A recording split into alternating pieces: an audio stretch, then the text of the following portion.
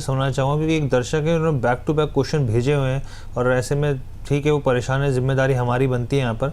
PFC REC को वो जानना चाह रहे हैं सर। मैं दोनों कंपनियों के सर मैं लोन ग्रोथ देख रहा था, बहुत ही ठंडी रही है सर।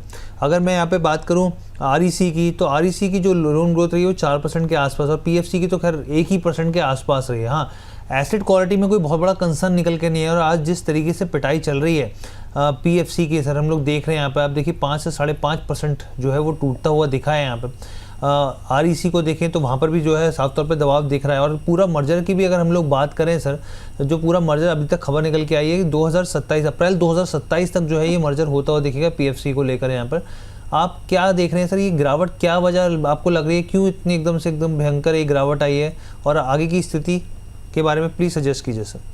देखिए हर्ष बाबू, इसीलिए ना हम हमेशा एक चीज बोलते आए हैं और मैं वापस से इस बात को रिपीट करूंगा। Please do not follow the momentum, please don't jump the gun, please don't blindly buy into the news. और ये मैं क्यों कह रहा हूं, क्योंकि जब ये न्यूज आई थी तब भी हमारा यही स्टैंड था कि अगर आप हायर लेवल्स पे प्रॉफिट बुक करना चाहें बुक करें। लाइक अभी जैसे कि मैंने एनएमडीसी की बात करते हुए कही आपको ये बात कि don't get in blazing all the guns, because अभी मोमेंटम आपको बिल्डअप होता हुआ दिख रहा है। और यूजुअली हम जब फंडामेंटल से दूर हो जाते हैं तो मोमेंटम चेस करने के चक्कर में हम हायर लेवल पे ट्रैप हो जाते हैं।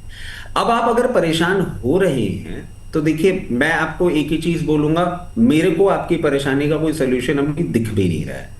जिस तरीके से पीएफसी पोजीशनड है मुझे इसमें फर्दर डाउनसाइड दिखता है। अगर आया, और मैं वापस रिआइटरेट करूंगा, अगर आया, क्योंकि हो सकता है कि वो लेवल्स भी आपको ब्रीच होते हुए दिखें, तो सपोर्ट आएगा 378 का। 378 लेवल्स भी अगर इसने ब्रीच कर दिए तो 350 लेवल्स पर आता हुआ आपको ये दिखेगा। I am totally out of this stock. आपको मैं एक ही राय दूंगा, हायर लेवल पे एग्जिट करिए। ये न्यूज डेवलपमेंट जितना भी आपको होता हुआ दिखता है, when it is concerning to government, कितनी बार हम प्रॉब्लम में आते हुए देख रहे हैं। और इसका मैं जीता जाता आपको एक और एग्जांपल दे देता हूं, रेलवे।